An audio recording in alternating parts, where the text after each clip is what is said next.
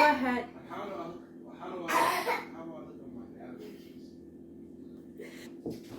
Hamburger.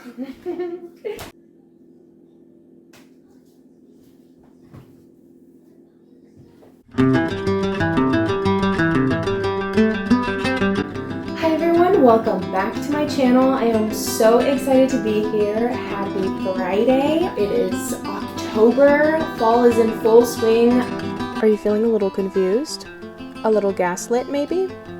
Well, I'm here to tell you that you're not crazy and that I did film this in October, but life got in the way of my YouTube plans, and so here I am giving you a disclaimer that this is somewhat from October. This is going to be a compilation of things that happened in October all through the entire fall season into a little bit of winter. So you're not crazy. Just keep watching. I love fall because there's so much going on. There's always something to be doing, making. There are a lot of things to be cooked in the fall.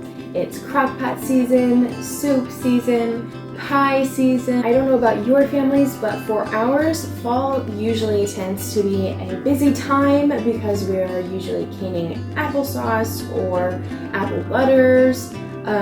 We are preparing for the holiday season, so we are prepping all of our recipes and getting our canned goods stocked up so we can be prepared for winter. And there are a lot of just activities, some cozy activities that we love to do in the fall as a family pictures and all kinds of things. It's been so busy. We've been visiting farms, we've been going to the library. I have a lot of homeschool content coming your way. I've got a few garden updates. We've been doing so much. And just for curiosity's sake, in a comment down below, let me know if you have a specific crock pot recipe. Please let me know. I would be so excited to try it and make a video for you of me either failing or succeeding at making your favorite recipes. So I'm very excited to share what we've been doing and what we plan to be working on, and I can't wait to take you along with us. Let's hop right into it. Can you guess what I'm making? Yes, it's beef stew. We love beef stew during this time of year. It's just the perfect hearty meal. The recipe I used is from Spend with Pennies, one of my very favorite places to find recipes. And the recipe calls for 2 pounds of stewing beef, trimmed and cubed, 3 tablespoons of flour, half a teaspoon of garlic powder, half a teaspoon of salt, half a teaspoon of black pepper, 3 tablespoons of olive oil, 1 onion chopped, 6 cups of beef broth, 1/2 cup of red wine, which is optional. I did not use it, I just didn't have any on hand. 1 pound of potatoes peeled and cubed, 4 carrots cut into 1-inch pieces, 4 stalks of celery cut into 1-inch pieces, 3 tablespoons of tomato paste, 1 teaspoon of dried rosemary or 1 fresh sprig, 2 tablespoons of cornstarch or as needed, 2 tablespoons of water or as needed, and 3/4 of a cup of peas. So I started out by washing my beef and laying it on my cutting board, and as you can see, I am fighting for my life with this knife. I should have sharpened it and made sure it was sharp before I started this project, because I'm telling you, your life will be so much easier if you sharpen your tools or have the proper tools while you're cooking, because I'm telling y'all, this was a struggle. I mean, it really took me probably twice the amount of time it should have taken, just because it was so hard to cut through this meat using the wrong knife and the wrong sharpness. It was a mess. So that's probably my biggest tip and takeaway for this video is get the right tools and make sure that they're sharp and ready.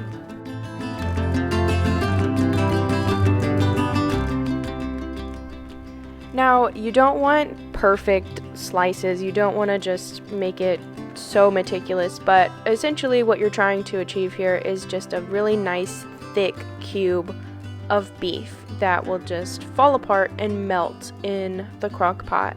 something that's manageable. And if it doesn't melt or fall apart, then you know that it will be bite-sized. So that's the goal here, that's the aim, is bite-sized cubed beef.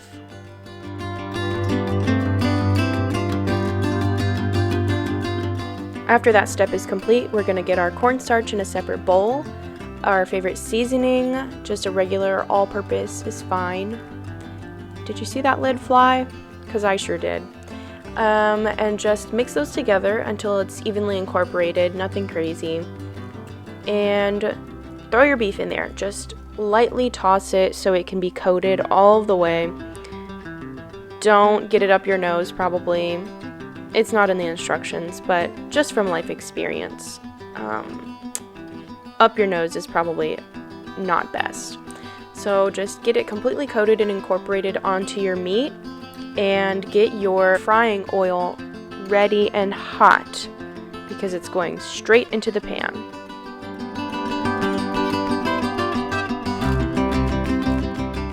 I just use a little avocado oil because that's my favorite oil, but you can use any oil that tickles your fancy. And the goal in this section of the recipe is really just getting those sides seared and brown, because that is really going to give your stew so much beef flavor. There's no real rhyme or reason to just plop it in there. Just put it in the skillet and make sure that at least 2 sides of the beef get seared. Then after you tell your kids to get out of the kitchen for the 50-second time, go ahead and flip your beef and get your crock pot ready so you can transfer that beef straight into the crock pot.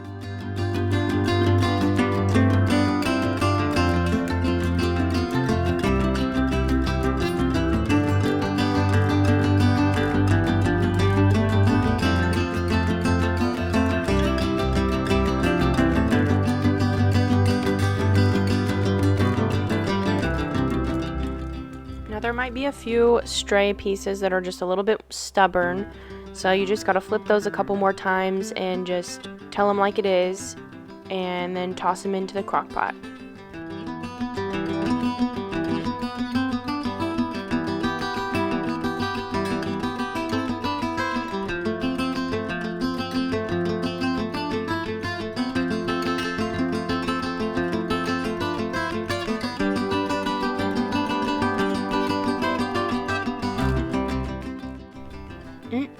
Look at all that steam coming off there. It's so good, you guys. I wish you could smell how tasty, delicious this beef smelled. It was so good.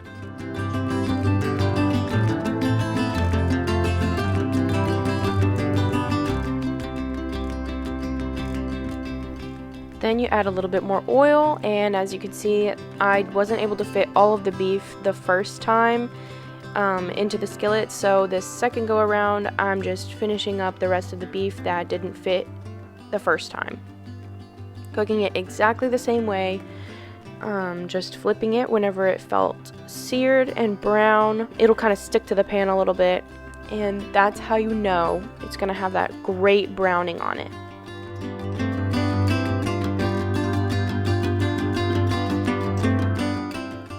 And once again, you're just going to give it a little scrape off the pan and transfer it straight into the crock pot.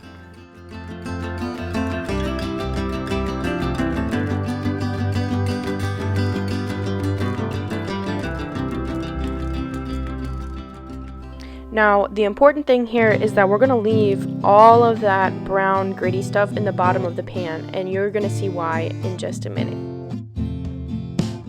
Then it's back to the cutting board, and we are slicing potatoes. We're peeling, slicing, cutting, chopping all of our vegetables, and at this point, this is where you get a good audiobook going and you just go to town on your vegetables. And maybe you get interrupted once or twice because somebody's shoved their hand in their overalls. You give them a quick hug and send them on their way, and you just go at it. You just get the job done. Now, as I said before, I did not use red wine in my recipe, but as you can kind of see, I used W sauce over in the corner right there.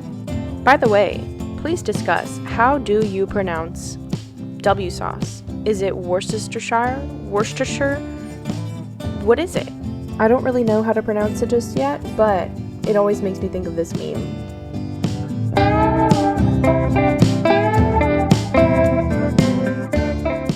Up at the top of the table, I have a cornstarch slurry. So when it's time for my beef stew to really start cooking, I've got my cornstarch slurry. And I don't know if you noticed, but your girl has been watching a lot of Gordon Ramsay lately, a lot of Hell's Kitchen, if you will. And she's been working on her form. She's been really trying to learn how to hold a knife the right way, because my arms and wrists hurt after a long day of chopping and cutting and doing whatever. If you are using the wrong form while cutting, baby, it will show. It will hurt so bad by the end of the day, and you'll be like, I don't ever want to cook again. So I've been really trying and putting forth the effort to learn how to really hold the knife the right way and to chop a little bit more sophisticatedly. Better. I've been trying to do things the proper way, and I do notice a difference. So there's that. And again, the goal here in cutting these potatoes, this particular specific size, is to make sure that they are kind of bite-sized, or at least fork or spoon-sized, so you can scoop them up.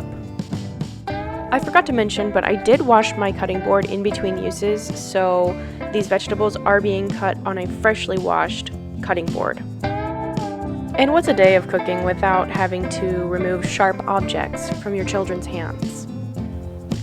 I saw this really amazing hack one time where if you have toddlers or kids who are kind of like vegetable averse, if you have a plate of vegetables and pretend like it's yours, or pretend like you're very, very interested in the vegetables, automatically your kids will want them too.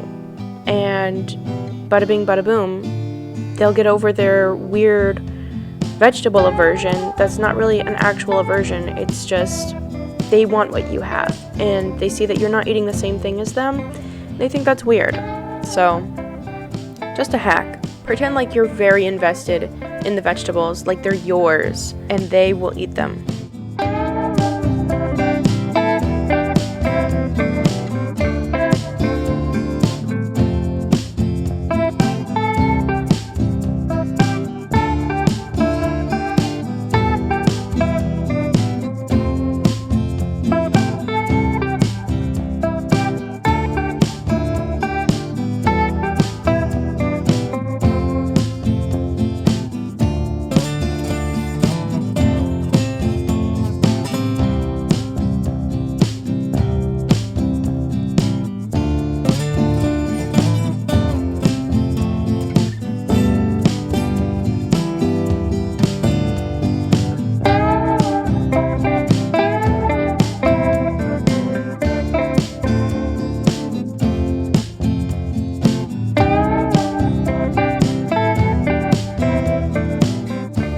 At this point, it's time to start adding my vegetables, and I don't know why I did it differently today, but normally I will layer my stew ingredients based on like how long each thing needs to cook. So potatoes will usually go on bottom after beef, then carrots, and then my celery, and then whatever else I add.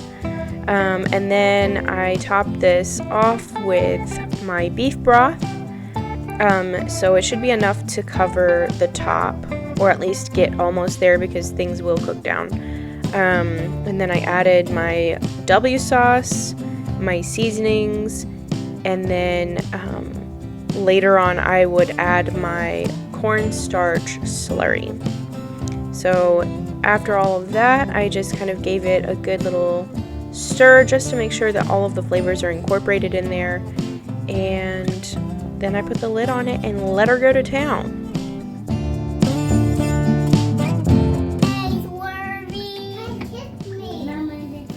Okay, so an update on the beef stew. I added 2 bay leaves in it because I love the way bay leaves add just an extra depth of flavor to soups and stews. And I feel like I don't use them enough, so I decided to add them in this time. It wasn't in the recipe or anything, but I prefer it. So that is on high, and it's gonna take probably 3 to 4 more hours. So by supper time, it'll be ready. Then after all of our hard work, we had to give ourselves a little treat, a little reward, if you will.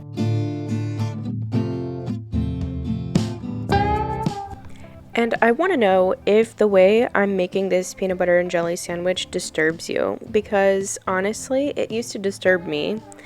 But why is he hitting the bread? Okay. When my husband and I first got together, he asked me to make him a peanut butter and jelly sandwich, and I made it the normal, 1 piece of bread, jelly, the other piece of bread, peanut butter, and he said that's not how you make it. And he showed me this way, and I don't know. I mean, I can't imagine making them any other way now. Is it a little bit unhinged? Yes. Is it tasty and delicious? Also, yes.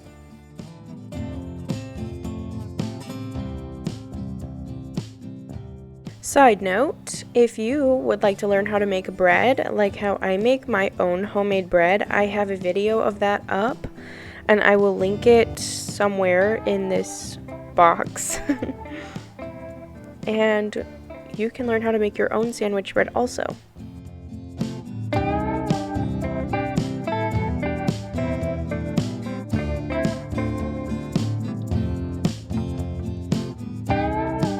And in the meantime, my kids left me a really nice surprise under the table, so I'll be cleaning that and just kind of generally cleaning up as the day goes on. Is anyone else's yard a huge hub for mushrooms? Because we have a million mushrooms growing everywhere, all different kinds, and I don't know which ones to eat and which ones are not safe, but there's mushrooms. Okay, so year after year, my husband and I have tried to grow tomatoes, and I'm not sure if it's the pH of the soil or our methods of doing it.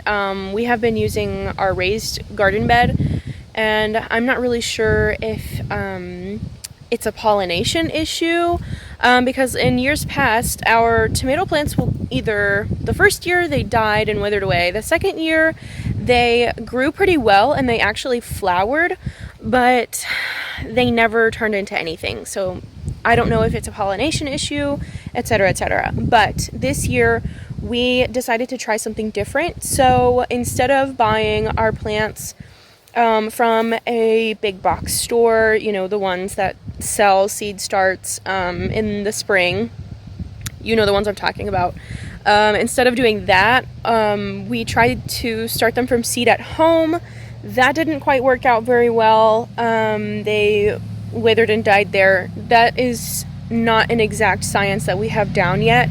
We'll definitely be trying again next year, but for this year we decided that we would try something a little different, and we ended up going to a live trade sale, kind of like a livestock and plant swap, and we ended up getting 3 tomato plants. And I just want to show you, after a full summer of not doing anything with them, not watering them, not giving them any kind of attention, this is what happened. As you can see, they went cuckoo bananas. So there are, I believe, only 3 tomato plants in this bush. In this giant jungle right here is 3, maybe 4 tomato plants. We did agree that we wanted a lot of tomatoes this year because we really wanted to make some salsa. We have not been able to do such a thing in years past because we have had such poor luck in growing tomatoes. So this year we wanted to really go hard and heavy on tomatoes.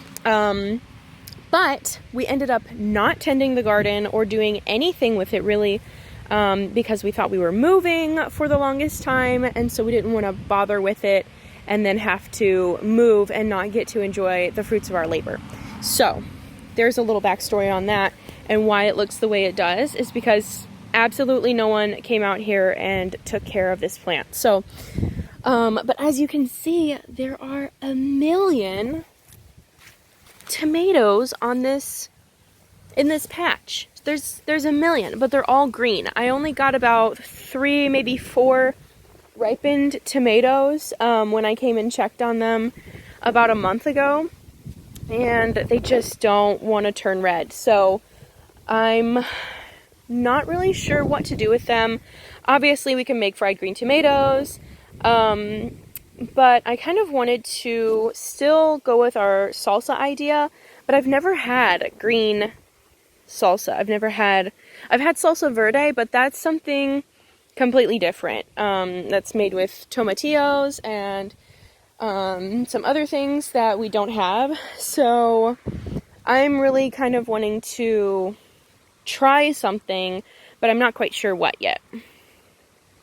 So if you have any ideas on what to do with about approximately a million green tomatoes that are not ripened, please let me know in the comments below, because I have no idea.